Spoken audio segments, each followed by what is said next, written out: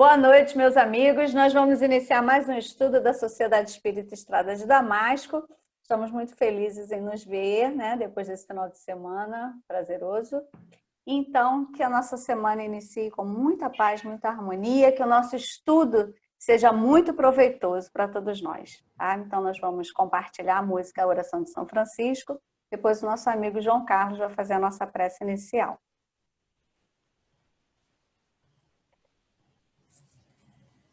E eu vou fechar o meu somzinho.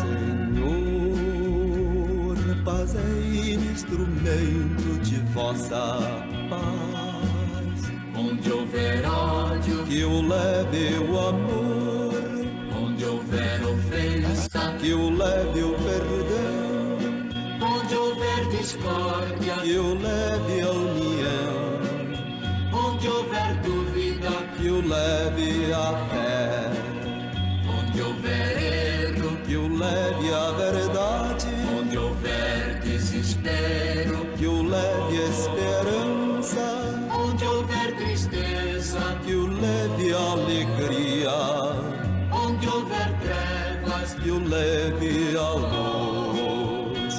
Ó Mestre, fazei que eu procure mais consolar que ser consolado, compreender e ser compreendido, amar e ser amado, pois é dando que se recebe, é perdoando que se é perdoado, e é morrendo que se vive, para a vida eterna.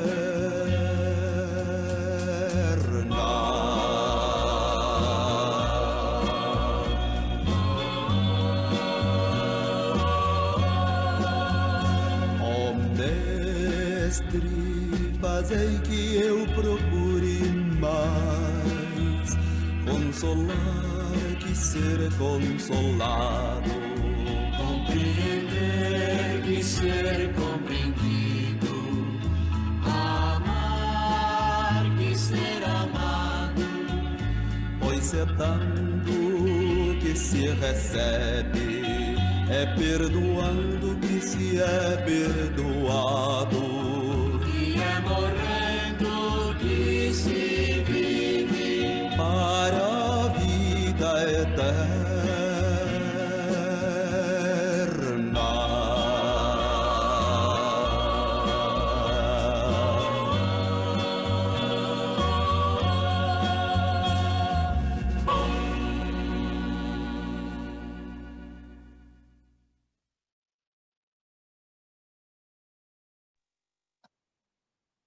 Meus irmãos, muito boa noite. Vamos dar início à nossa reunião.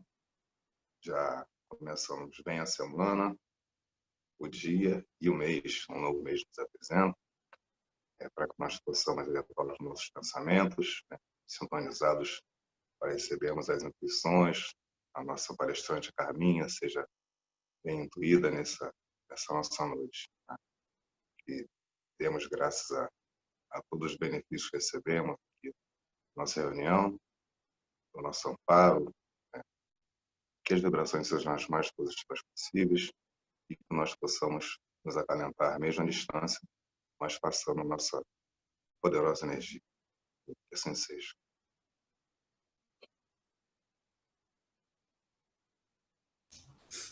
Embora o trabalho vai ser de todos nós, então que Deus envolva a todos para que a gente faça um trabalho bem bacana juntos. Vamos lá, então? Posso já compartilhar? Vocês já me autorizaram aí o compartilhamento? Já, Patrícia, já mexeu aí? Já, tá ok. Então, vamos. Aqui.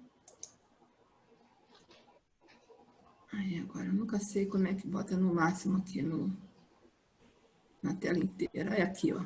Lá em cima do começo, lá no cantinho esquerdo, Carmen, do começo. Ah, do começo. Isso. Isso, que aí ele vai assim, Aí você né? vai clicando, isso. Então é isso, gente. Nós vamos fazer esse estudo juntos sobre a inveja, a ligação, né, da inveja com a depressão, baseado esse nosso papo, essa nossa conversa, numa palestra da Anete Guimarães, onde ela demonstra cientificamente a relação entre inveja e depressão. Eu não tinha assistido e não sabia desse pormenor. Não sei se alguém já viu essa palestra dela. Viu? Muito legal, mas eu só tirei os tópicos porque é 1h30 de palestra, então é só para a gente ilustrando, eu botei algumas coisinhas aqui para a gente fazendo, e nós vamos começar isso com uma versão atual da parábola dos trabalhadores da última hora ou dos trabalhadores da vinha, né? Que é a mesma coisa. Então, nós vamos contextualizar essa parábola. O que é contextualizar? Nós vamos nos colocar no contexto dessa parábola, só que nós vamos fazer ela atualizada para os dias de hoje, né? Como Jesus não falava para o pessoal da época, ele falou da vinha porque era uma realidade local. Mas nós vamos fazer uma vivência e eu vou precisar de 2 voluntários para participar inicialmente dessa vivência que nós vamos fazer aqui. Quem é que se apresenta ou eu vou ter que escolher? Vou dizer como é que vai ser assim. Não vai ser os trabalhadores da vinha. Eu vou ser o senhor, ou seja, a senhora. Hipoteticamente, eu sou a dona de uma empresa de publicidade, e eu tenho uma conta muito legal que vai melhorar a condição da minha empresa, que anda mal das pernas por conta dessa pandemia toda aí. Então, as coisas estão difíceis. E o que aconteceu? Eu fechei esse contrato legal, mas eu tenho que apresentar esse contrato amanhã, no final do dia, prontinho, e todos os meus digitadores da minha empresa pegaram o Covid e estão afastados. E eu não tenho quem prepare esse contrato e ele tem que ficar pronto amanhã, senão eu vou perder essa conta. Então, eu quero 2 voluntários. Eu fui pesquisar no mercado, um bom digitador está ganhando um salário de R$ 1.500 mês. Eu vou pagar em cash R$ 1.000 por uma diária para cada digitador. 1.000 em cash. Quem vão ser meus 2 voluntários para fazer esse trabalho comigo? Júlio já levantou a mão, se disponibilizou. Levantei a mão e desativei meu som. É para me disponibilizar mesmo. Então, e quem mais? Eu quero um outro, eu preciso de 2. Um só não vai dar conta. Eu voto na Eliane. Assim, Ana, eu estou criando essa situação hipotética em que eu sou a dona da empresa. A gente sabe que nós vamos fazer uma versão atualizada dos trabalhadores da última hora. Só que a Eliane... Topou a Eliane? Então, a Eliane e o Júlio estão sendo empreitados por mim por uma jornada só, um único dia, das 8 da manhã às 5 da tarde, para executar esse. É um bom contrato, é um contrato um pouco grande, que tem que ser digitalizado, conferido, colocado bonitinho para mim enviar para os donos da conta, que eu vou, né, conseguir melhorar a situação da minha empresa. E o que a gente tem que fazer? A gente tem que entrar mesmo na história, tá bom, gente? Porque a proposta é conhecer a nós mesmos, é escutar os sentimentos. Tá? Então, vamos lá. A Eliane e o Júlio já estão no dia seguinte, a Eliane e o Júlio já estão empenhados em fazer, em digitalizar, em digitar o contrato para mim. Então, lá digitando, aí eu chego na hora do almoço e vejo que eles não vão dar conta do trabalho, porque não está nem pela metade ainda. No horário de almoço, eu vou lá conferir, eu falo, meu Deus, eu vou perder essa conta e vai ser complicado para mim. Aí, o que eu faço? Eu preciso de mais 2 voluntários para ajudá-los a terminar isso aí. Eu vou ter que contratar mais 2 voluntários. Então, Patrícia... Oi. Pega 2 voluntários aí para mim, você que está vendo o povo todo, porque eu não estou vendo, eu só estou vendo vocês 4 aí. Convida, por exemplo, a Bruna, eu acho que a Bruna é boa de digitadora. A Bruna e mais uma pessoa. Convida aí mais uma. Eu, mas tudo bem. E pagar 1.500 eu trabalho na hora do almoço. Não, 1.000, é R$1.000 em cash. Um salário de um mês é 1.500. Eu vou pagar 1.000 por um dia de trabalho. Vocês têm que estar felizes. Você não está feliz, Eliane? Não está feliz, Júlio, de ganhar 1.000 só para um dia de trabalho? Eu sei que... Estou dando o meu melhor. Estou dando o meu melhor. Selma, Entendeu? posso chamar você, Selma? Você não estaria feliz, Bruna, numa situação dessa? Com certeza. Quem é a próxima, Selma? Se ela ativar o som. Então, eu vou e coloco a Bruna e a Selma para ajudar o Júlio e a Eliane a terminar o trabalho. E eles estão lá, ó, trabalhando.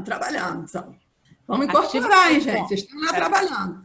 Ativa seu som, Selma. Vai terminar o trabalho às 5 da tarde, né? Que foi o horário combinado. Às 4 eu vou chegar lá. O troço tem que estar praticamente pronto, só para a gente fazer uma revisão, né? Ajeitar os erros, alguma coisa que não tenha ficado legal para poder eu enviar o trabalho. Aí eu chego lá às 4 da tarde e não está. Aí eu vou ter que recrutar mais 2 pessoas. Chama mais 2 pessoas aí para mim, Patrícia. Adelaide, topa? Vai ganhar R$1.000. Seu Gente, é hipotético, hein? Hipoteticamente, a pessoa vai ganhar. Você, olha só. Olha só, né? Ô, Carmen, não vem com essa história de hipotético, não. Você nos contratou na presença de todos. 1.000 no final. Olha aqui, lê aqui. Situação hipotética. Agora a Selma está com um problema na internet dela, ela não está conseguindo. Não, então substitui para mim aí, por favor. Quase que o dia inteiro de trabalho ela vem falar que é hipotético. Francisco, pode chamar você? Então ativa seu som. Mas quem?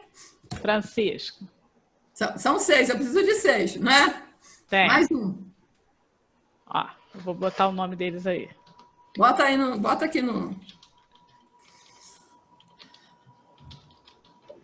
Chat, cadê o chat? Francisco. Valna. A Valna? É. Valna, Francisco, Selma, Bruna, Júlio e Eliane, tá? Então tá todo mundo empenhado lá, tá bom. Então terminamos o trabalho, cheguei lá às 5 horas, o trabalho está pronto, enviamos o trabalho para o meu cliente, ficou tudo beleza. Aí eu chamo primeiro o Júlio e a Eliane, que foram os 2 que eu contratei primeiro, e cash, entrego os R$1.000 para cada um. Estão felizes, Júlio e Eliane? Estão satisfeitos? Claro. Felicíssimo, um dia de trabalho, R$1.000. Tá, do jeito. Pago, né? Se o salário menos... Oi? Renato, vou até levar um negocinho para casa, vou dar um presente para a tia Jaque e tudo. E você, Eliane, como é que você está se sentindo? O importante é o que está sentindo. Muito satisfeita, R$1.000. Muito satisfeita. Eu também estou satisfeito. Aí eu vou e chamo a Bruna e a Selma para acertar as contas com elas. Aí dou 1.000 para a Bruna e 1.000 para a Selma. Injusto. Continua satisfeito, Júlio e Eliane? Não, claro que não. Eu acho injusto. Olha, eu fiz a minha parte e recebi pela minha parte. Mas acho que deveria ser proporcional, cara. Também acho. Vocês acham que tinham que ganhar mais do que ganharam? Proporcional ao trabalho. Proporcional ao trabalho. Mas o que foi que a gente combinou? Eu estou pagando muito mais do que o que o serviço requer, já que um salário de um profissional de um mês é 1.500, eu estou pagando 1.000 por um dia. Vocês estavam felizes. Aí, de repente, eu vou pagar 1.000 também para a Bruna e para a Selma, e vou pagar 1.000 para o Francisco e para a Valna também. Aí vocês deixam de ficar felizes por quê? Vocês querem o quê? Vocês querem ganhar mais do que R$1.000? Vocês querem ganhar um mês? Trabalhei mais. Muito mais. Pegamos Trabalhou 8 horas. mais, mas trabalhou Pegamos mais do que o combinado. Pegamos 8 horas da manhã no trabalho. Vocês Não se trabalharam esqueça, mais do que o patroa. combinado? Não, patroa, só pegamos 8 horas Então, da por que se manhã. vocês estavam felizes, vocês deixaram de ficar felizes agora? Porque nós somos olho grande. Nós nem quer receber mais. Ó, nós precisamos dar nome para esse sentimento. Já que vocês não tinha como ganhar mais, porque 1.000 já está em cima, no teto máximo, então vocês iam ficar felizes se eu diminuísse o salário dos outros, é isso? Ah, esse é legal. Ué, proporcional. Eu ia me sentir mais justo, ia sentir mais justiçado. Mais justiçado. Então, para você ficar feliz, já que você não pode ganhar mais, seria legal se os outros ganhassem menos, é isso? Não, legal seria que a minha patroa fosse justa. A sua patroa está sendo justa. Vocês é que têm que dar nome a esse sentimento que brotou no coração no momento em que vocês pararam de ser felizes porque o outro ganhou. O tanto que eu quis pagar igual para todo mundo. Qual é o problema de eu pagar a mesma coisa para os outros? Se a gente tinha combinado esse preço e se vocês estavam felizes. Que sentimento é esse? É isso que eu quero que vocês olhem para dentro de vocês e me digam o nome desse sentimento que faz com que a gente queira que o outro ganhe menos para a gente ficar feliz. Queira tirar do outro. Oi? Egoísmo. Egoísmo? Ela botou lá inveja. Né? Inveja está no texto lá. Né? Inveja, tudo mais, coisa e tal. Então, mas vocês concordam? Você está nos conduzindo para essa resposta. Inveja. Então vamos lá. Então deixa eu mostrar uma coisa para vocês. E provavelmente seja isso mesmo. Né? Deixa eu colocar então para vocês. Ó, vocês lembram desse gráfico aqui? Esse gráfico, quem leu o livro Escutando Sentimentos, conhece esse gráfico. Esse gráfico, ele foi parar lá no Hospital Esperança, essa instância lá na espiritualidade, levado por um companheiro que estava lá na subcrosta e que foi resgatado pelo pessoal lá do Eurípides Barçanufo para ser socorrido no Hospital Esperança. E ele foi quem elaborou esse texto aí para, a partir desses sentimentos que estão dentro da gente, eles utilizarem esses nossos vícios e nos subjugarem. Esses outros todos aqui a gente não vai dar muita importância não, porque o que acontece? Esse gráfico é o gráfico da arrogância. A arrogância, o orgulho é a doença. A arrogância é a manifestação da doença. Tá? E o egoísmo é o filho do orgulho que a gente aprendeu, né? Então, a arrogância é a manifestação do orgulho. E todos nós temos todos esses sentimentos aqui dentro da gente. Em cada um de nós, a vertente vai ser mais para um lado ou para o outro, de acordo com que tipo de sentimento a gente cultiva. Se a gente é mais rígido, mais inflexível, a gente vai pender aqui, para o lado da intolerância. Se a gente é mais imprudente, a gente vai pender para o lado do poder, porque a gente vai ser perfeccionista, não vai se importar se isso está atrapalhando ou não. A gente vai querer satisfazer a nossa ansiedade, a gente vai para o lado do poder. Se a gente pende para prepotência, a gente vai chegar na vaidade. E aqui o que interessa para a gente. Quando a gente... O nosso sentimento, que a gente dá vazão, o que a gente cultiva, é o sentimento de competição. Se a gente vive se comparando, se a gente cede sempre ao impulso de disputa, a gente vai caminhar para a inveja. Poxa, eu fiz mais do que ele, por que ele vai ganhar igual a mim? Então, o dono da empresa quis pagar igual e isso acaba com a minha felicidade. Por quê? Porque o que o orgulho faz comigo? Eu sou o melhor. Eu fiz mais do que ele.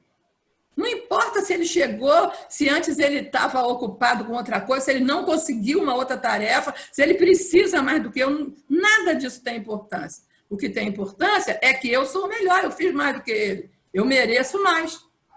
A tal ponto de o fato dele ganhar igual a mim tirar a satisfação que eu estava sentindo. Eu não estou mais satisfeito porque ele não merecia ganhar igual a mim. Então, isso aqui é só para a gente ver que a inveja, ela vem do orgulho e da arrogância, que é a manifestação dessa doença, dessa enfermidade, que é o orgulho. A Tereza está com a mão levantada, tá? Pode falar. Vamos falar agora. Pode falar, Terezinha. Desculpa, Tepa. É só para acrescentar, né, que, na verdade, esse sentimento de inveja é uma insatisfação, né? Na verdade, se trata de uma insatisfação movida por outros sentimentos, mas que o que faz com que o invejoso, porque a gente é muito invejado, né? A gente sempre está dizendo que nós somos muito invejados, né?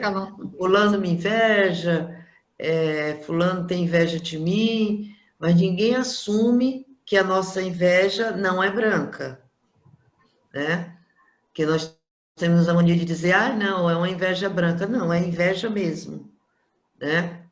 E reconhecer os nossos defeitos ajuda a gente a nos reformarmos. A verdade é essa. E é essa felicidade de sentir o outro, como é que se diz? Com dificuldades, né? A verdade é essa.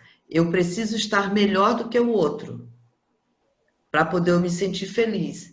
Ou seja, eu não posso me sentir feliz porque o outro está melhor do que eu ou igual a mim, né? Infelizmente, nós ainda estamos nesse momento. A gente se segura porque nós estudamos e quando a gente estuda, a responsabilidade aumenta.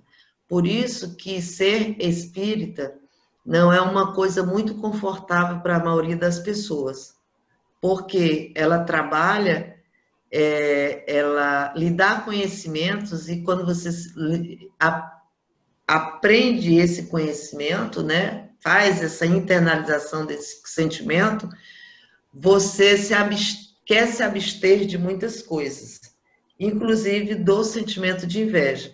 E você, quando sente, percebe, tenho que trabalhar melhor isso dentro de mim.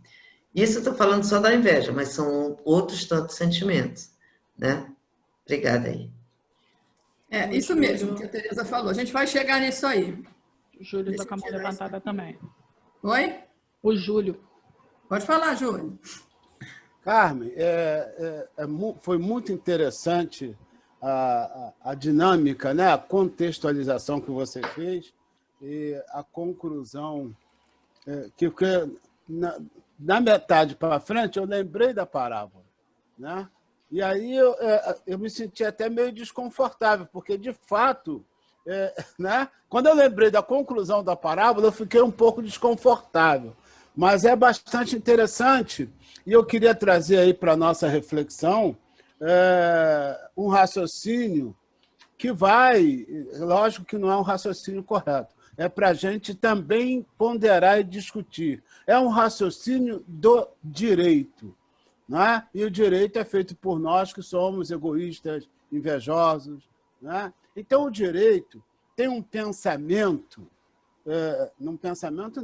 um princípio, que é muito mais que isso, que diz o seguinte, vamos prestar atenção, diz assim, ó, justiça é tratar igual os iguais, e os desiguais, desigual, na medida das suas desigualdades. Perceberam? Aí, quando você pega esse...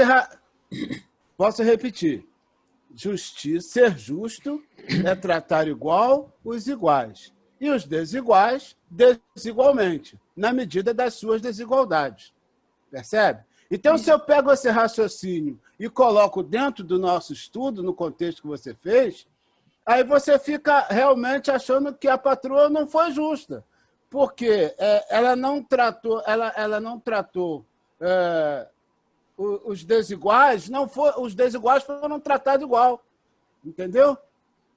Veja, desiguais por quê? Porque não fizeram. Tudo bem. Olha, o acordo foi este. O que eu acordei contigo foi este. Então, eu estou honrando o que eu acordei contigo. Corretíssimo raciocínio, até porque a gente lembrou da parábola. Mas a formação que a gente tem, eu sou executor do direito, e todos sabem disso, vai muito nesse sentido, que é um princípio que lá no meu íntimo eu acho correto. E olha só o conflito que eu fico no momento de um estudo desse, perceberam? Por quê? Quando eu me coloquei, né? Não, tinha que, o pagamento tinha que ser proporcional, na medida do trabalho. Eu estou tratando a mim e a Eliane, você tratou igual, porque nós somos iguais. Iguais que eu digo na quantidade de trabalho, na quantidade de hora, dentro daquilo que foi acordado. Os outros chegaram depois. Então, eles são desiguais porque trabalharam menos. Aí, quando você desenvolve esse raciocínio, ele entra em rota de colisão com a conclusão da parábola. E a gente fica, num certo momento, conflitado. Aí, puxa vida, eu entrei no contexto, eu dei ênfase, né? Claro que eu dei ênfase, eu percebi onde você queria chegar, e aí dei ênfase, mas a gente fica, mas no final você fica meio desconcertado, meio sem jeito, porque o ensinamento de Jesus é em outro sentido. E porque, no fundo, a gente realmente acha que não é justo. Todos nós achamos. Só que, porque a gente conhece a parábola, a gente não quer admitir. Aí é isso que a Tereza falou e que a gente vai ver aqui, olha. Seguindo aqui, a gente vai ver, ó. Esse cientista aqui, ó, Hidehiko Takahashi, é um neurocientista japonês. Ele recebeu um prêmio até de algum destaque por causa de uma pesquisa que ele fez sobre os efeitos da inveja no cérebro humano. O que o Takahashi estava estudando? O comportamento humano por meio da observação com ressonância magnética. Ele colocou lá submeteu as pessoas a uma situação de ressonância magnética, não sei como é que é feito, né? Porque não deve te colocar lá dentro do tubo, porque não dá para conversar, deve ser uma outra técnica que eu não conheço. Eu sei que o negócio era mapear o cérebro humano, né, nesse aparelho de ressonância magnética para aquilatar os efeitos da inveja no cérebro humano. Mas ele encontrou uma dificuldade terrível de fazer esse trabalho, por causa disso que a Tereza falou. Porque, embora todo mundo reconhecesse que era vítima de inveja, ninguém admitia sentir inveja. Ninguém. Aí o que ele teve que fazer para poder continuar a pesquisa dele? Ele criou situações hipotéticas para levar a pessoa a sentir, para ele poder mapear o que acontecia no cérebro da pessoa. Então, ele fazia assim, ele premiava de maneira diferente duas pessoas. Ele dava um prêmio para um e não dava para o outro, dava uma coisa melhor para um e não dava para o outro. Propositalmente, ele dava recompensas diferentes para as pessoas, para instigar o sentimento de inveja, para ele poder mapear o que acontecia no cérebro dos indivíduos. E sabe o que ele descobriu? Ele descobriu que... Deixa eu ver se eu botei aqui. Olha lá, o Takahashi, esse cara aí, ó. Olha o sorrisinho dele. Ele descobriu...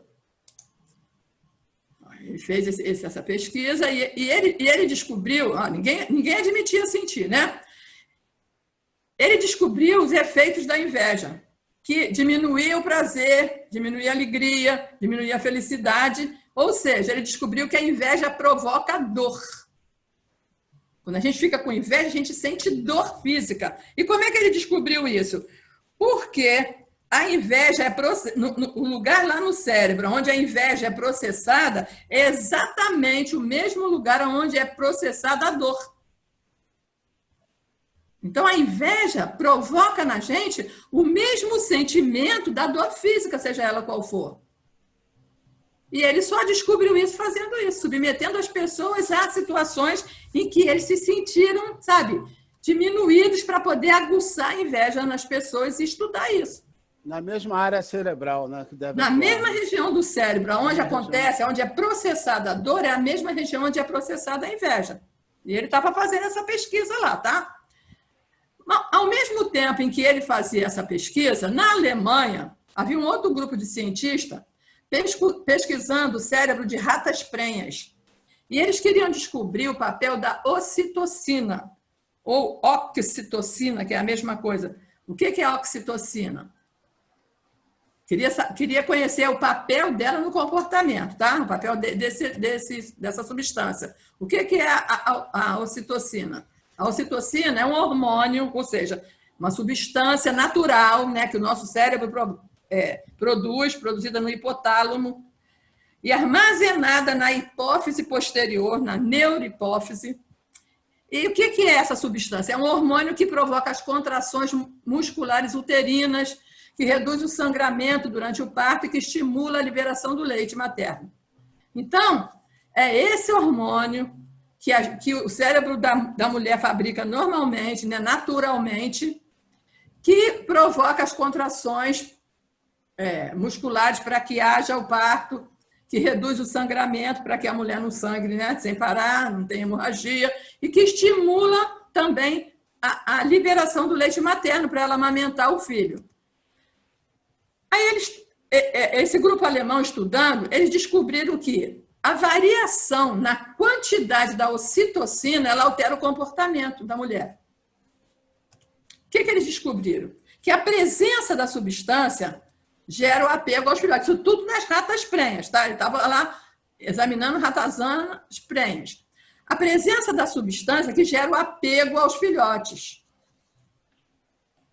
E que a ausência da substância, não sei como que eles conseguiram tirar essa substância, só que isso vai levar talvez ao óbito do animal, porque não pode tirar esse elemento de dentro do ser humano, não. Mas o rato, como é pesquisa, né, levava a rata a devorar os próprios filhotes.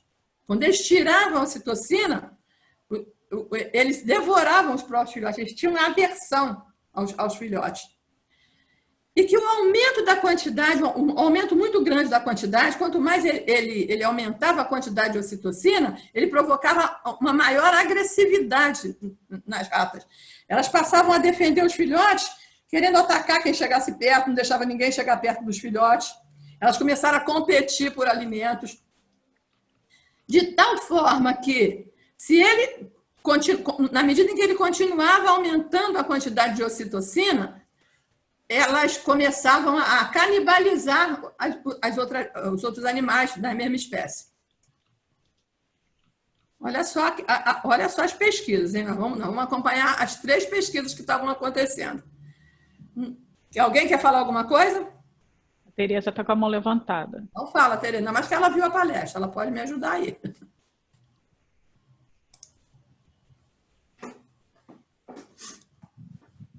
Pode falar, Terezinha. Só abre o som aí.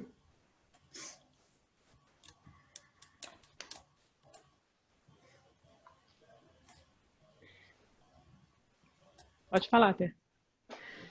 Eu estava aqui pensando, né, nessa questão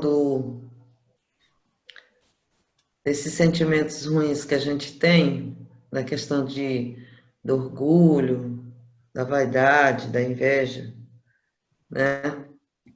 E aí me veio não sei se foi essa mesma palestra que você viu da Anete, em que ela fala que o orgulho é quando a gente acha, ser orgulhoso é achar que a gente é melhor do que o outro.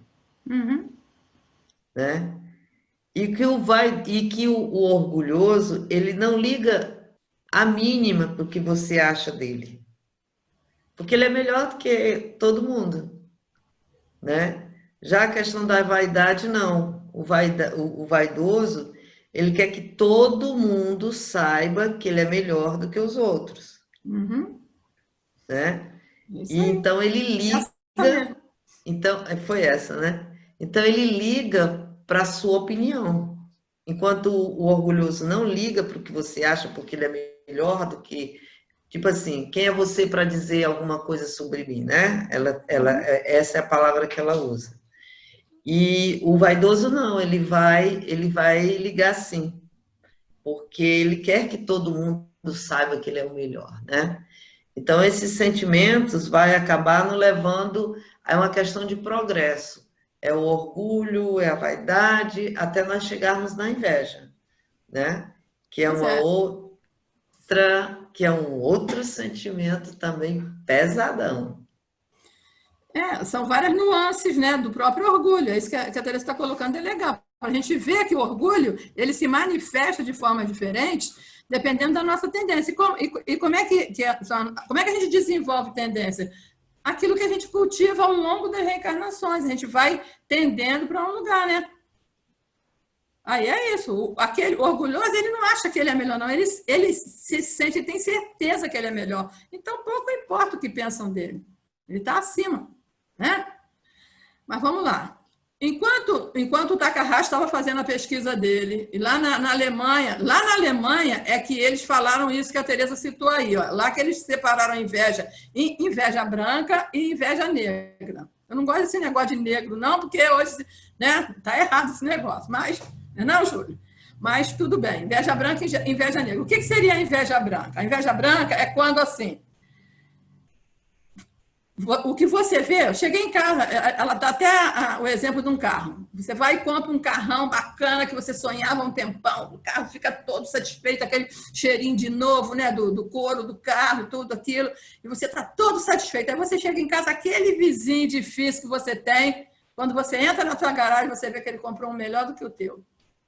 Aí estanca a sua felicidade. Isso é inveja branca. Agora, o que é a inveja negra? É quando você quer que ele bata o carro dele, você quer que ele não tenha o carro. Quando você deseja que o outro não se dê bem, aí a inveja é negra. Agora, quando simplesmente, sabe, te freia a tua felicidade, a inveja seria branca. Isso, na pesquisa dos alemães, eles chegaram a essa conclusão. Aí, porque depois lá na frente nós vamos usar isso para entender como é que funciona a inveja, tá? Então, vamos lá. Então, enquanto, mais ou menos na mesma época, um grupo de holandeses estavam lá pesquisando a relação da ocitocina com o aborto. O que eles descobriram? Que mulheres que faziam aborto apresentavam altos... Não consigo ler porque tem um negócio em cima aqui. Altos níveis de ocitocina e quadro depressivo, independente de orientação religiosa. Depressão associada a fatores biológicos. Então, o que acontece? Não era um sentimento moral, não era um sentimento psicológico, porque não importava qual era a orientação religiosa. As mulheres apresentavam níveis altos de ocitocina e quadro depressivo não era provocado por nada psicológico ou moral. Por quê? Porque não importava, às vezes algumas eram materialistas, outras, entendeu? Cada uma tinha um componente. Então, não tinha relação com o lado psicológico nem com o lado moral. Era uma depressão associada a fatores biológicos. Aí agora nós vamos ter que estudar um pouquinho sobre o cérebro para a gente poder, só um pouquinho, só para a gente ter noção do que acontece.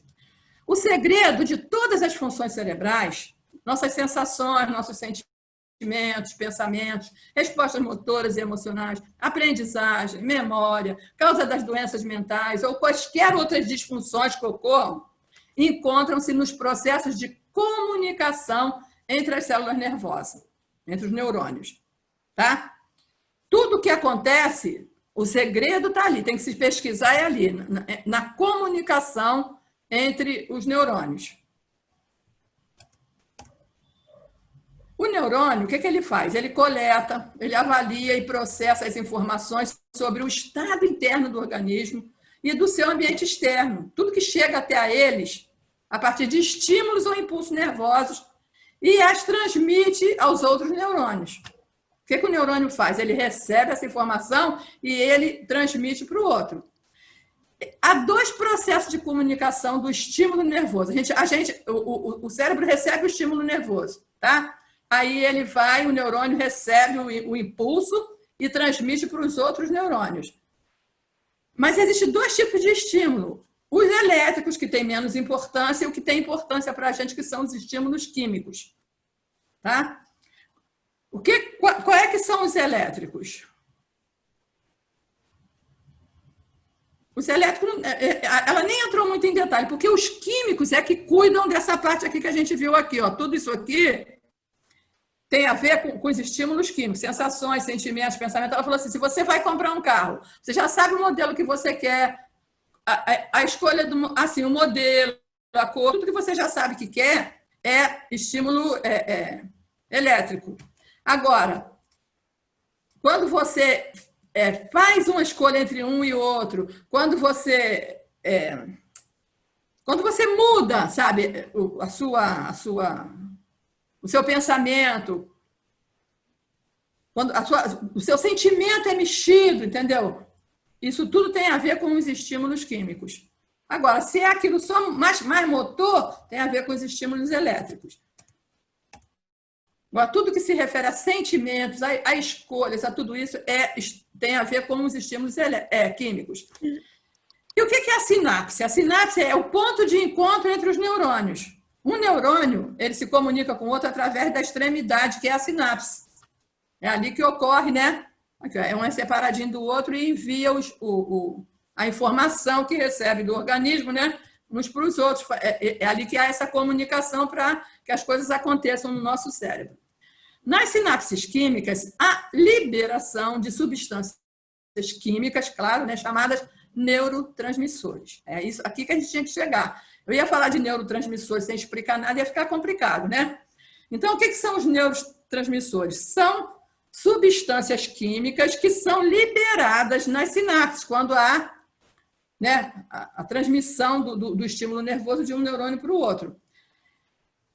Os neurotransmissores que se ligam aos receptores químicos do outro neurônio vai, tá vendo? Promovendo mudanças excitatórias ou inibitórias da membrana do outro. E vai fazendo com que a gente tenha sensações, que a gente faça nossas escolhas, que tudo aconteça com a gente, né? Ao comando do nosso cérebro. Então, é os neurotransmissores que interessam aqui para a gente.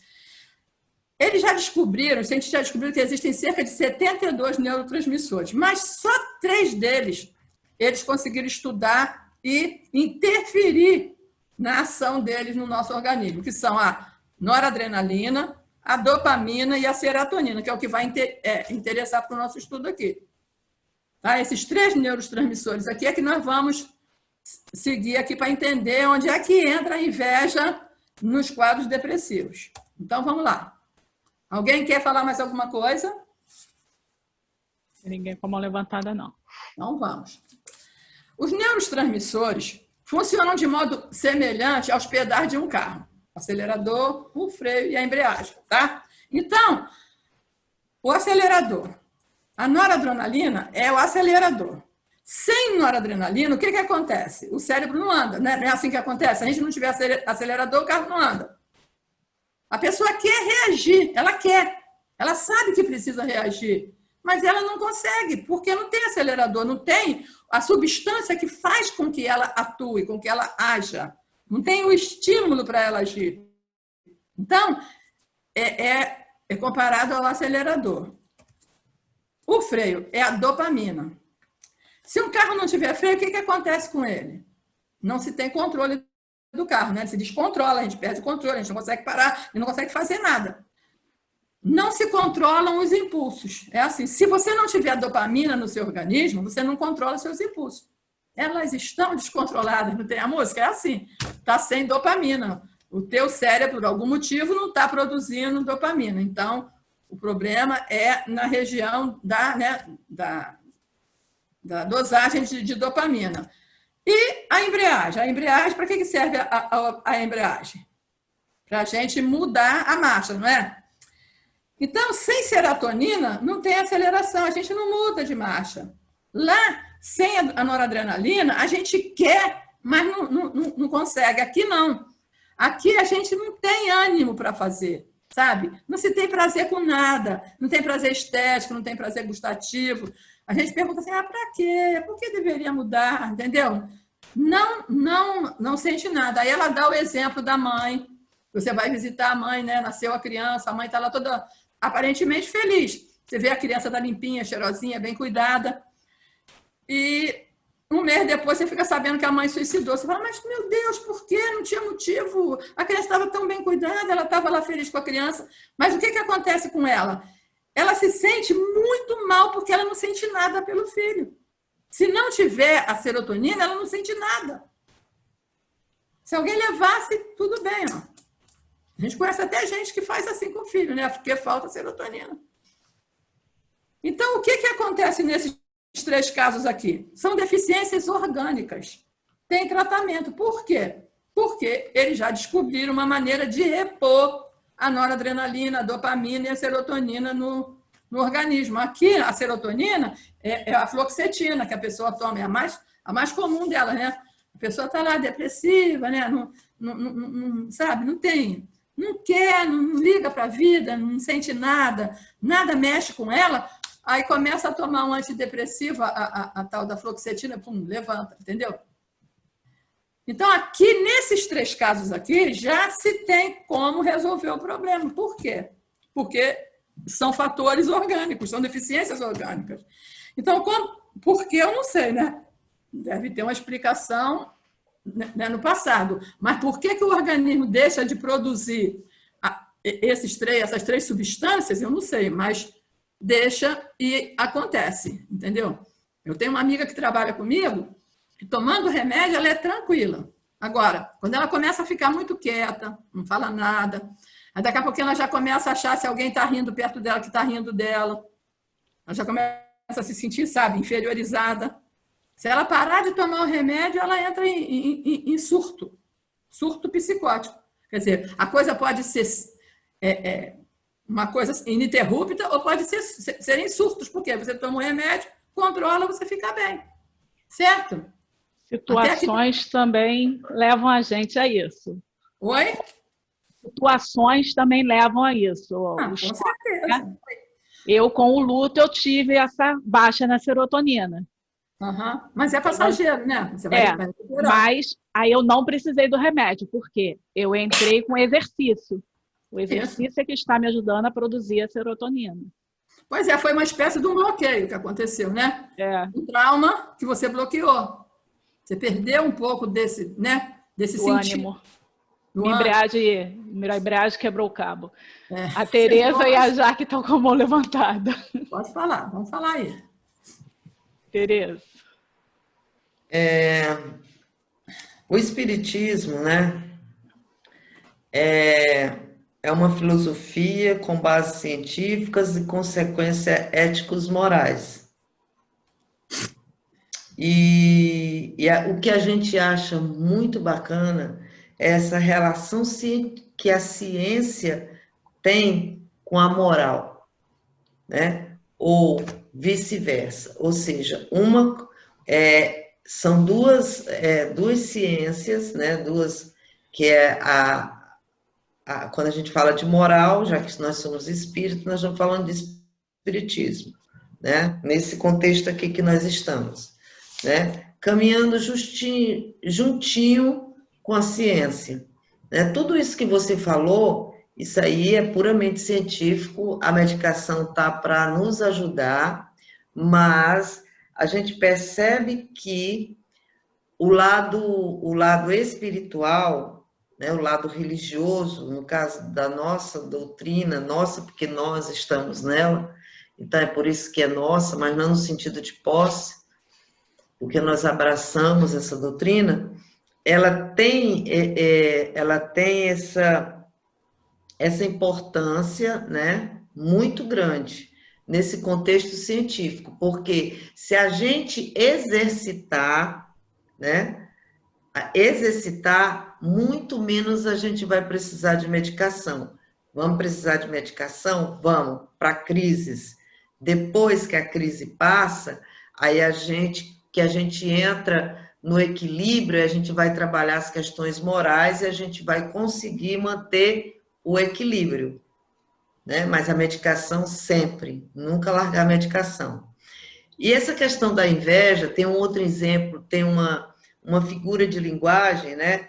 Que é a questão da serpente e do vagalume, né? O vagalume, certa feita, estava lá pela mata e tal, brilhando, passeando, apareceu uma serpente.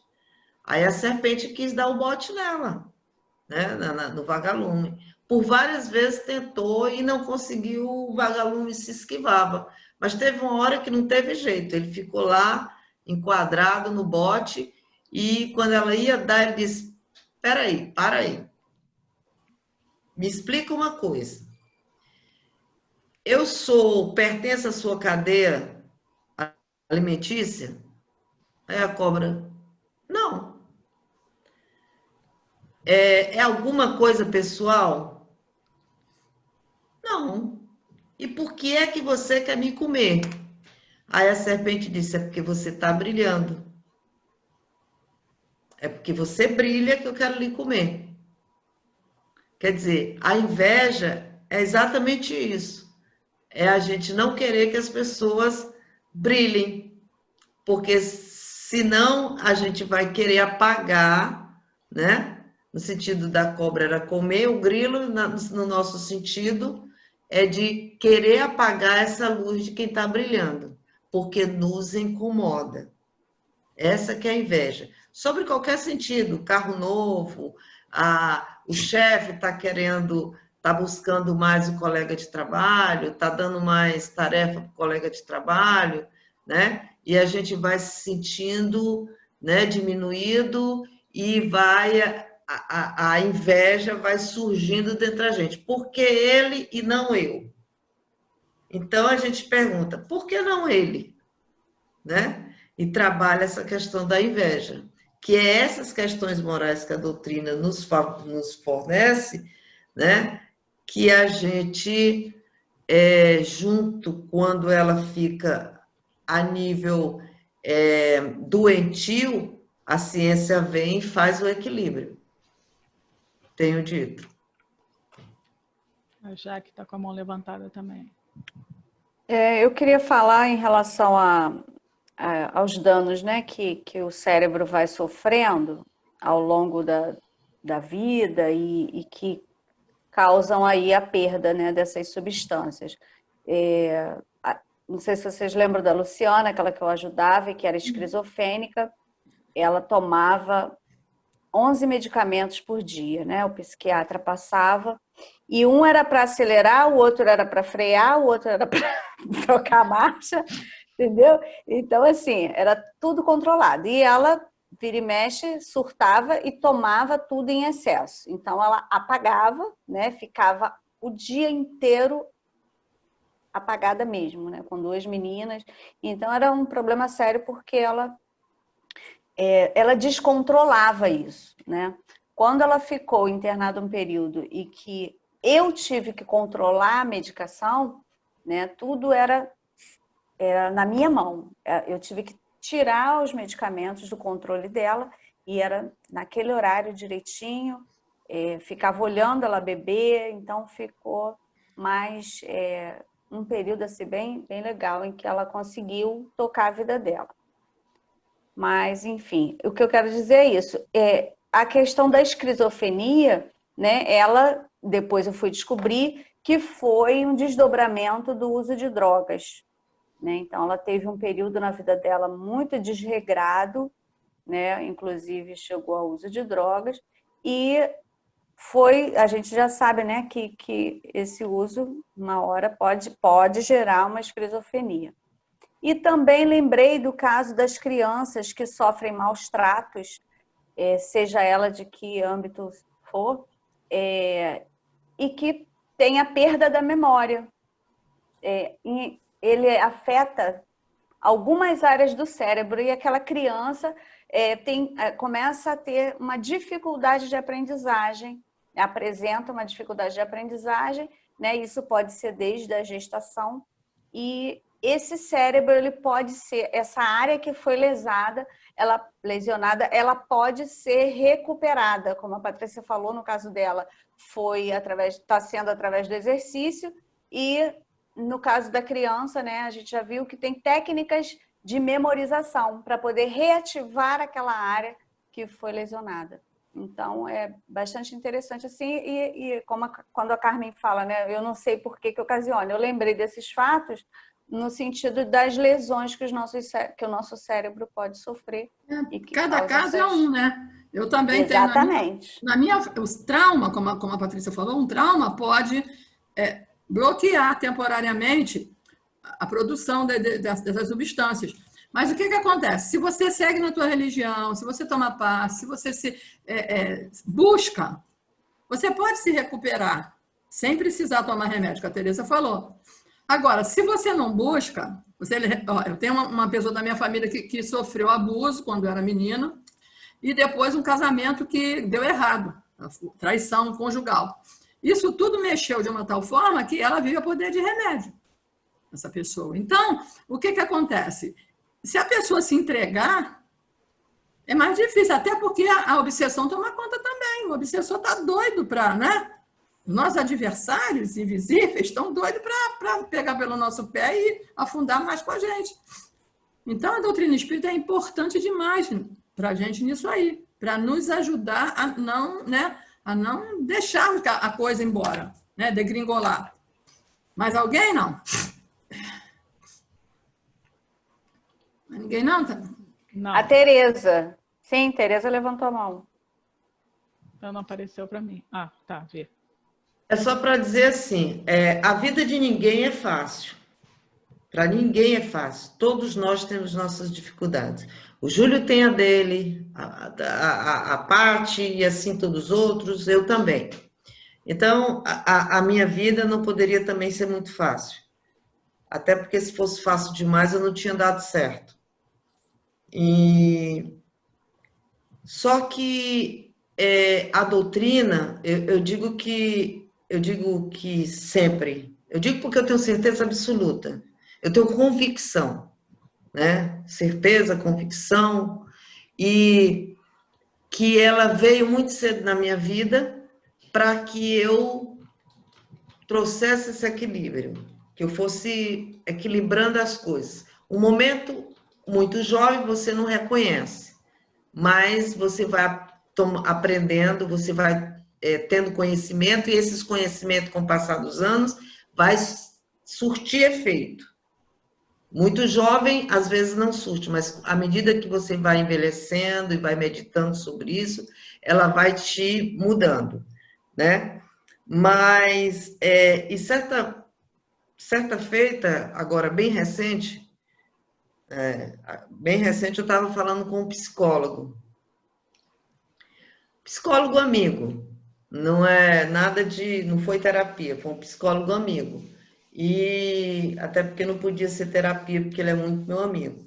E aí ele disse assim, como é que você conseguiu, que eu contei mais ou menos as situações, como é que você, ele usou até esse nome, ressignificar tudo isso na sua vida, né? Sentimentos de perdas, ódio,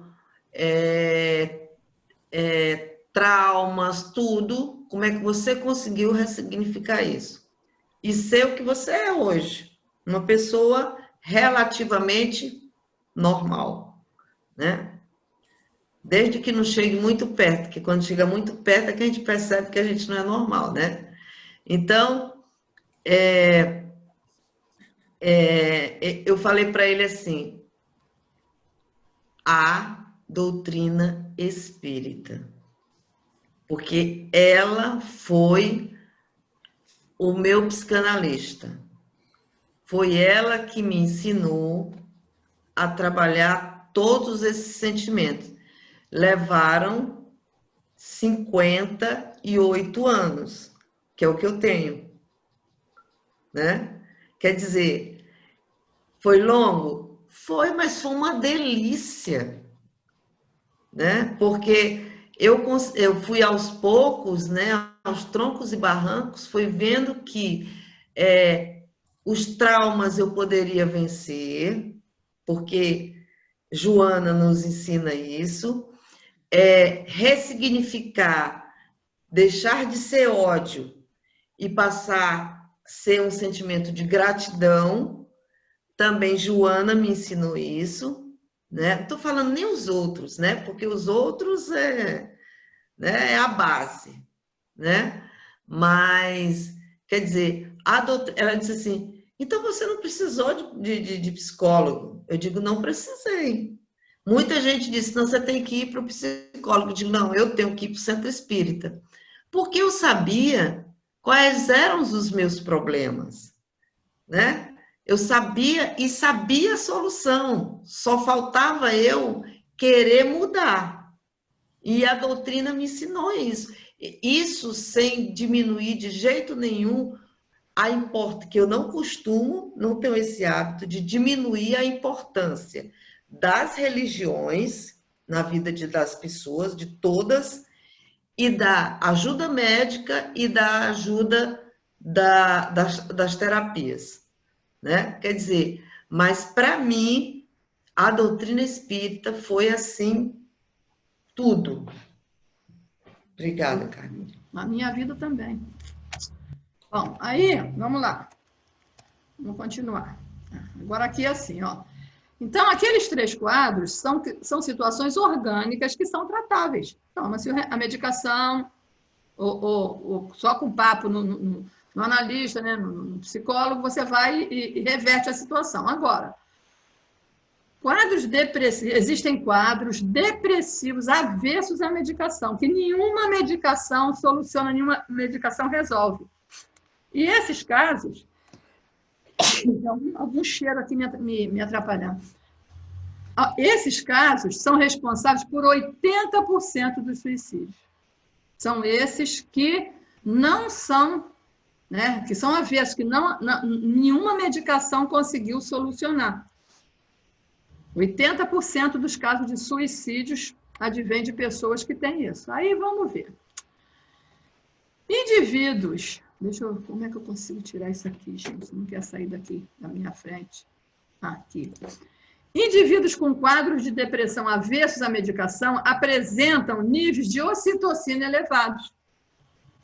Foi isso que o Takahashi descobriu lá com a pesquisa dele. Entendeu? Até então não se sabia por que tem casos que nenhuma medicação conseguia debelar. Aí, com a pesquisa dele, ele conseguiu descobrir que essas pessoas apresentam um nível de ocitocina elevados.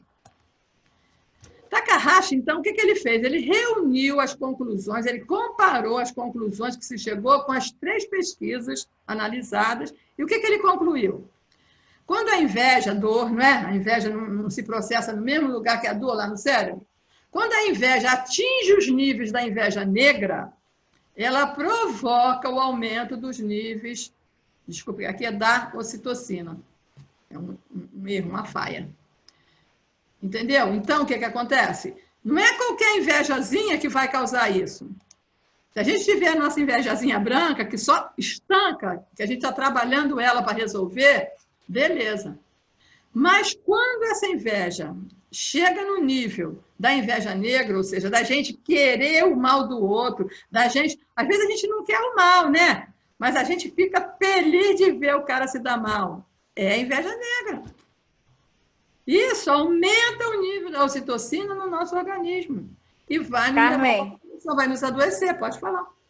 Não, vou só pedir para a gente trocar os termos como a Bruna sugeriu, inveja boa, inveja ruim, porque isso inveja positiva e inveja negativa. Isso, é bem arcaico, mas é uma herança, né, do nível tá bom. de preconceito. A inveja, mas é porque o alemão, a pesquisa alemã é que deu esses nomes. Eu ia falar isso. É herança. A gente pode melhorar. Quando a inveja atinge os níveis da inveja negativa, daquela que deseja o mal do outro, que se compraz com a infelicidade do outro, né? Não basta só o outro não ter o que a gente tem, quando ele tem, a gente quer o mal dele, quer que ele se dê mal, aí isso começa a elevar os níveis da ocitocina no nosso organismo e a gente vai entrar numa depressão, mais tarde ou mais cedo. Olha só, que sério, né? Ninguém quer falar nada depois disso aqui, não? Depois dessa conclusão aqui? Que horas tem? 9h10. Então, vamos chegar aqui nessas 2 perguntinhas que eu coloquei aqui para a gente. Ó. Quem que vocês acham? Tereza não vale porque ela viu a palestra. Qual é a coisa mais perigosa para o ser humano nesse momento da humanidade que a gente está passando? O que causa mais perigo para o ser humano no atual momento? A coisa mais perigosa.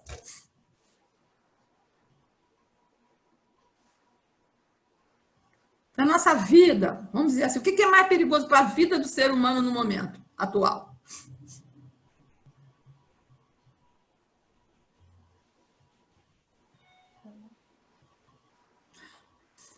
Sabe o que a Anete Guimarães concluiu? A coisa mais perigosa para a vida do ser humano no atual momento é o automóvel. Porque o que mais mata, número 1 em morte, na atual sociedade humana, é desastre de automóvel. Acidente de automóvel é o número 1, o que mais mata. Ela disse que já foi o diabetes, mas as campanhas de informação tiraram o diabetes do patamar. Não é mais o diabetes. Quer dizer, não é guerra, não é Covid-19, não é nada disso. O que mais mata hoje são os acidentes de trânsito. É a coisa que mais mata. Então, a coisa mais perigosa, mais mortal para o ser humano no momento é o automóvel. Quer dizer, o automóvel e o nosso comportamento ao utilizar o automóvel, né?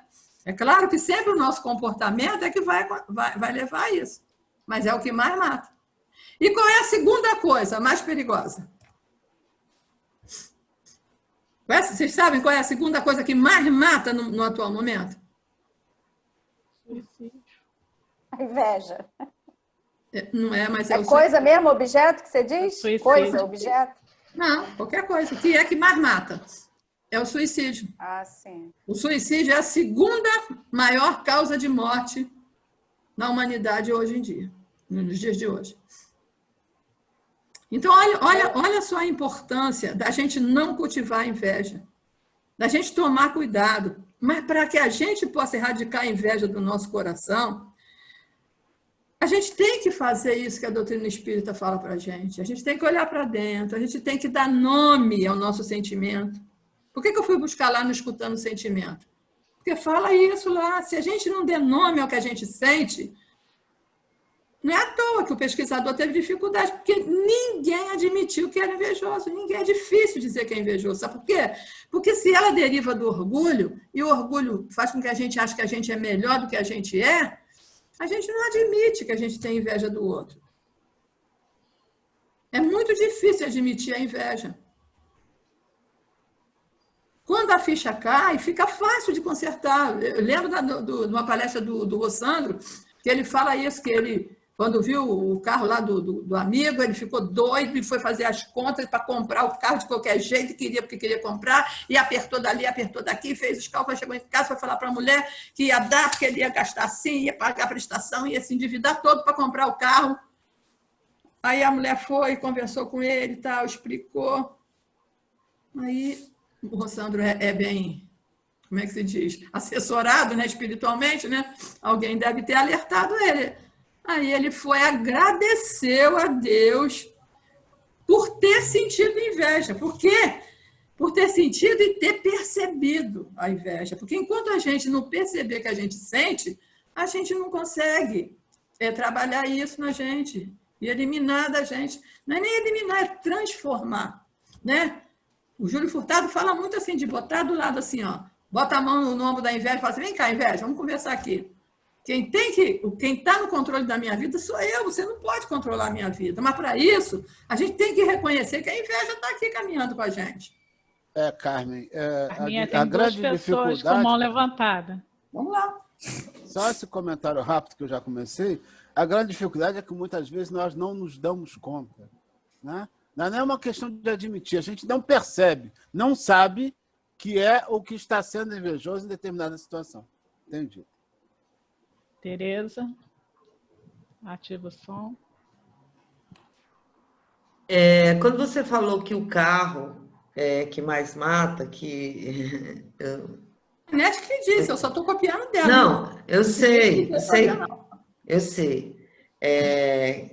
que eu nem falei, porque eu também vi a palestra e ela fala isso, na verdade, por que que o acidente de automóvel é o que mais mata?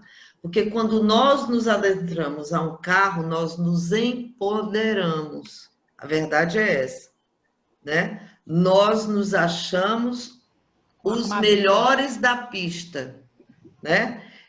Aí, por questão de orgulho, vaidade, você não quer que ninguém lhe ultrapasse, você quer trancar todo mundo, você se empodera, você se acha, por isso que ele é uma grande arma nas nossas mãos, porque ela nos dá esse poder de assumir o risco de até matar outras pessoas, né?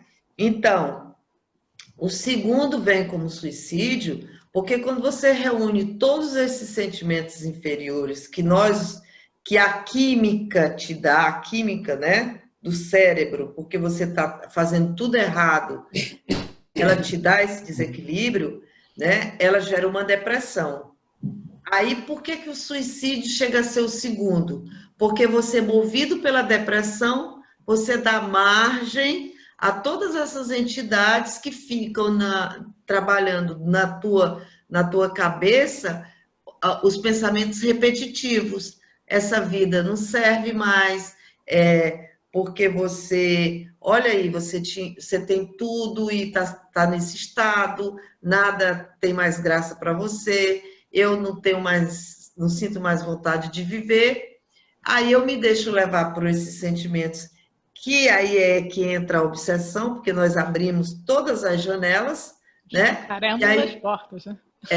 Aí você faz a última coisa que os espíritos cruzam os braços e ficam esperando você fazer, porque eles não vão te empurrar lá nos trilhos do metrô, ou lá na ponte do Rio Niterói. Eles falam, depois eles cruzam o braço e o ato é nosso, né? Então, por isso que a gente tem que vigiar e orar. Ou então, orar e vigiar, seja lá como a gente queira dizer, mas eu prefiro dizer vigiar e orar, né? Tenho dito. A gente chama o outro, deixa eu só falar uma coisa, que eu estava conversando com um amigo sobre esse tema, e ele falou um negócio que é interessante. Ele falou assim, olha, ainda a gente não sabe o número de acidentes de trânsito que são tentativas de suicídio. Carminha? Espera aí, tem gente à frente ainda. Tem o João na frente. Boa noite. Fala, João. Boa noite. Vocês estão me vendo bem? Estão, né? Uhum. Pois é. Nessa experiência que a Carminha passou no início, da questão do trabalho, contratação, eu particularmente vi uma situação muito parecida com essa, né? Foi uma coisa profissional minha, consegui um contrato bom, convidei os amigos para trabalhar comigo, e justamente ter essa questão da pessoa se sentir ofendida pelo que você está tendo de lucro, por mais que você tenha remunerado bem a pessoa. E a coisa chata que eu queria comentar é como você também é abalado com essa inveja negra, né? Ou essa inveja negativa, vamos colocar assim. Eu fiquei muito chateado, porque realmente o trato, o acordo tinha sido muito bom para todos, né? Mas quando a pessoa descobre que você está bem, as pessoas ficam muito aborrecidas e falam mal de você justamente porque você cumpriu exatamente, mesmo pagando bem, remunerando bem, a sua parte. As pessoas ficam chateadas com isso. É muito complicado essa experiência, sentir essa inveja negativa aí. Era só passar com vocês, dividir com vocês. Feliciano pediu para falar. Carminha, tem um fator... Tem um fator muito novo hoje, até posterior a esses estudos, né? Sobre o controle e comportamento através das redes sociais. Eu estava vendo um documentário, O Dilema das Redes. Eu estava vendo também. Vários especialistas do Google, YouTube, Facebook, né, e todas essas redes sociais, como eles estão conduzindo, né, o comportamento humano. através das curtidas, através das publicações. Eles têm algoritmos ali que eles sabem o que você gosta, aquilo que você acha legal. E por ali eles estão controlando e conduzindo, induzindo, né, aonde eles querem parcelas da humanidade, das nações, para onde eles bem entendem, né? Então, as pessoas que são mais suscetíveis, né, aquelas que têm até uma certa dependência das redes sociais, as pessoas estão sendo conduzidas de uma forma devastadora, né? Eu acho que esse é o grande perigo que a humanidade enfrenta hoje, sabe? As redes sociais, que podem ser tão benéficas, mas podem ser maléficas a esse ponto. Isso é um estudo, né, desses especialistas e caras que trabalharam, inclusive, para esse sentido, né? Os caras que manipulam a mente, manipulam o comportamento através das redes sociais. Eu acho que é o perigo maior que hoje a humanidade vai enfrentar, sabe? Principalmente aqueles mais suscetíveis, né, a inputs, né, sobre o comportamento. Vocês já viram aquele documentário, O Dilema das Redes? Comecei a ver, mas não terminei, não. Vou terminar. Muito interessante. Fiquei chocada. Eu também fiquei apreensivo. Fiquei bem impactado com ele. Bom, gente, é isso aí. Então, tudo... O que a gente tem que fazer? É o nosso comportamento, que bases que a gente tem para evitar de ser levado por tudo isso, né, de rodão, por tudo isso que está acontecendo. Aí a Teresa falou aí, deu o depoimento dela sobre a doutrina espírita, para mim também. Não sei o que teria sido a minha vida sem a doutrina espírita. Eu acho que a doutrina espírita é esse roteiro, esse farol, né? O roteiro é o Evangelho de Jesus, mas a doutrina espírita é o farol que nos faz enxergar, né, o roteiro que é o Evangelho de Jesus. Então, que a gente siga por aí. Ninguém quiser mais falar, eu vou colocar a canção aqui do Carlinhos, que ele é uma prece sentida que ele faz, é Alma, como é que é o nome dela? Tomara que eu tenha posto o som aqui. A Teresa está com a mão levantada. Eu vou descompartilhar aqui, então, tá? Para a gente voltar. Aí, quem quiser falar, fala. O Feliciano falou uma coisa muito importante, que são as redes sociais. É o que tem de mais moderno, né? Que a gente, eu vou falar agora de nós adultos, porque nós somos os exemplos para os menores, né?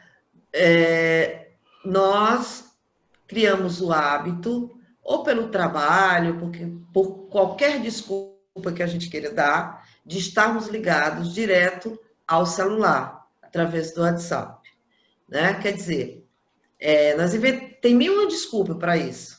É porque é saudade, é porque fulano acabou de... Ele não pode apitar, não pode apitar. Eu mutei todos os meus contatos. Por que eu mutei? Para poder eu trabalhar, para poder eu não estar dependente do celular, para poder, quando eu ouvir o som, eu não correr para saber o que é. Tipo assim, se é urgente, vai me ligar, aí eu vou atender. No resto, eu vejo depois, né? Quando eu tiver tempo. Aí, o que a gente faz? Vê antes de dormir. Depois que a gente vai dormir, a gente esquece o celular, deixa lá e só deixa mutado e só deixa o alarme funcionando para poder acordar a gente no outro dia de manhã. Porque nós estamos dando um mau exemplo para os pequenos que estão em casa, que nós temos, se não temos filhos, porque tem gente aí que ainda é novo, é mais novo do que eu, tem os filhos e os mais velhos têm os netos. Então, nós somos responsáveis também por isso. Por exemplo, quando eu vou fazer minhas alimentações, o celular não fica na mesa que eu estou me alimentando. Meu filho só sabe comer olhando para o celular. Às vezes eu brincando, eu digo assim, meu filho, larga esse celular e come, porque para poder o teu cérebro processar o que você está comendo, porque senão depois ele não vai entender que você comeu tudo que você comeu e você vai sentir fome de novo. Né? Então, ele até ri para mim. E às vezes, como eu sou mãe, aí ele larga ali um pouquinho, né? Tipo assim, vou atender vou atender a minha velha, tipo assim, né? Mas eu assisti um filme, porque falaram num filme de título Traidor, e eu fui atrás desse filme. E eu acabei achando o Traidor, mas talvez não era esse filme que eu queria, não era o que eu esperava, digamos. Mas foi muito bom o filme. Mas tem um outro filme que eu fui, eu disse, não, deve ter um traidor aí diferente desse aí. Aí eu fui para o Snowden, né? Quando eu assisti esse filme, olha, quem puder assistir, ele é um aprendizado, né, em relação às redes. É um caso verídico, também não vou entrar em detalhes, que é para poder vocês tentarem, ficarem curiosos e ver o filme. É sensacional, né? Então, o Feliciano foi muito feliz quando ele se lembrou, colocou aqui para a gente essas questões das redes sociais, que está levando tudo isso aí, tudo que a Carminha falou, as redes sociais têm a sua grande culpa. E nós também, porque nós estamos na vibe. Obrigada, Carminha. Alguém quer fazer alguma colocação? Carminha, Francisco. Fala, Francisco. Eu ouvi a palestra semana passada, e você foi muito feliz no seu trabalho aí. O trabalho ficou muito bonito e eu gostei muito. Você pegou a veia certinha. Foi muito bom. Obrigado.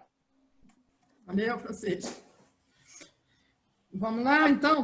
Vamos lá. Deixa eu ver se eu consigo botar o Carlinho aqui. 9h27, gente. Marcelo Berlim quer falar, gente. Então fala, Marcelo. Fale agora ou cale-se até a quarta-feira. Sou eu, meu povo. A internet está muito ruim. Mas é só assim, é o carro, rede social, né? Na realidade, o problema somos nós. Carlinhos Conceição vai falar isso, aliás. Nosso equilíbrio. Ou a gente tem equilíbrio ou não tem equilíbrio. Se não tem equilíbrio, tudo isso vai nos influenciar negativamente, né? As redes sociais são maravilhosas, se a gente souber fazer bom uso, assim como o carro. Só isso. Muito bom. É isso, gente. Obrigada pela participação de todos. Vamos ver se eu boto som nisso aqui, eu espero.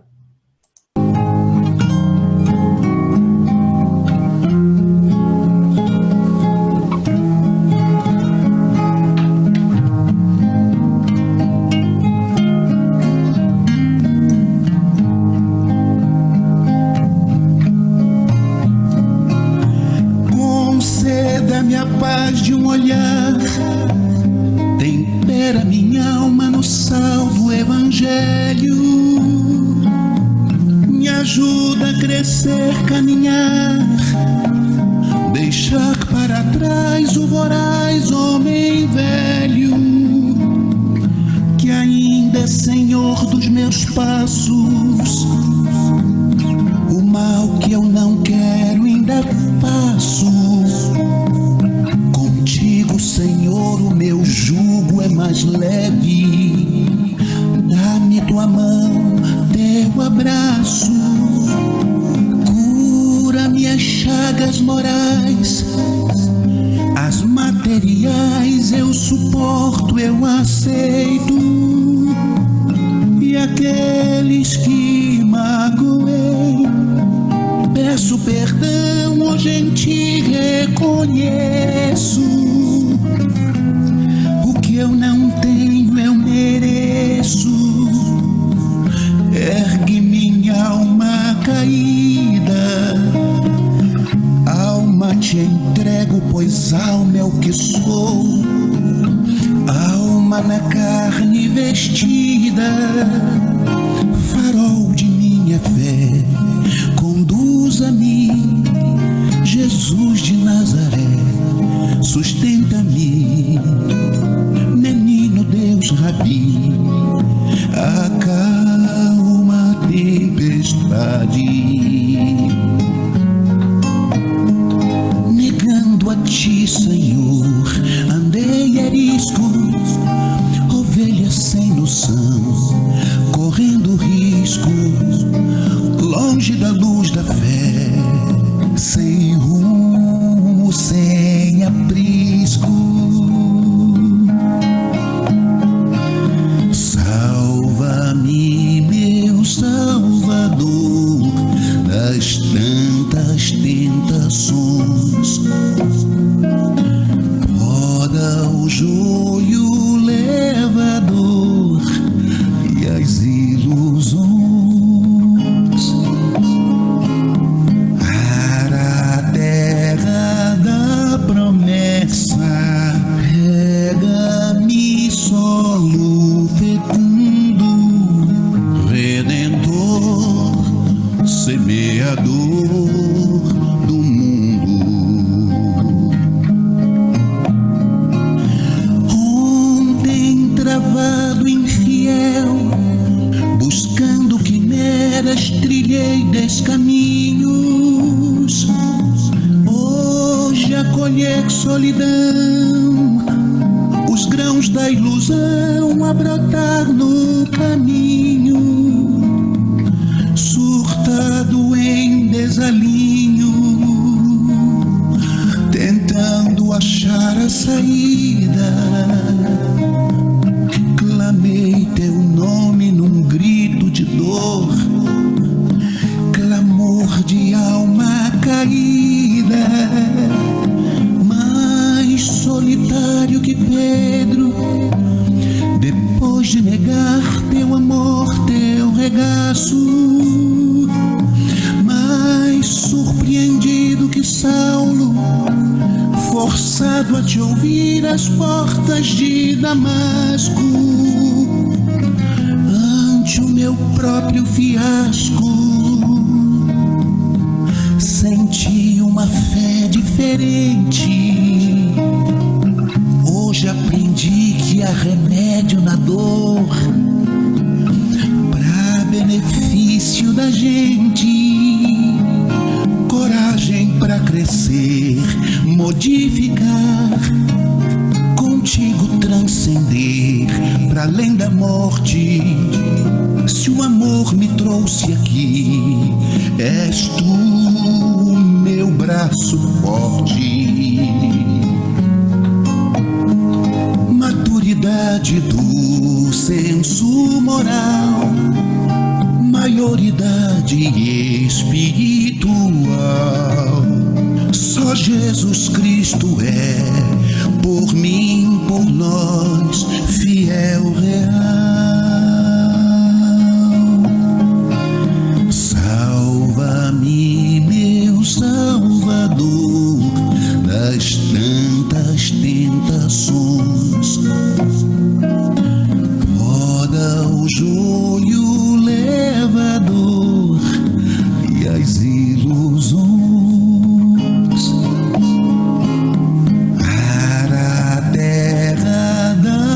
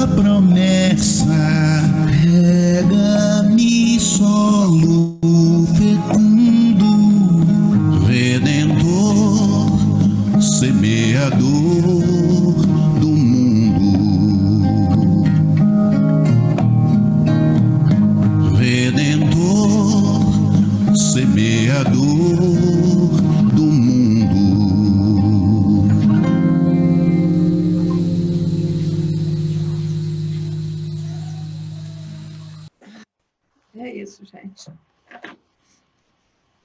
Obrigada, Carmen.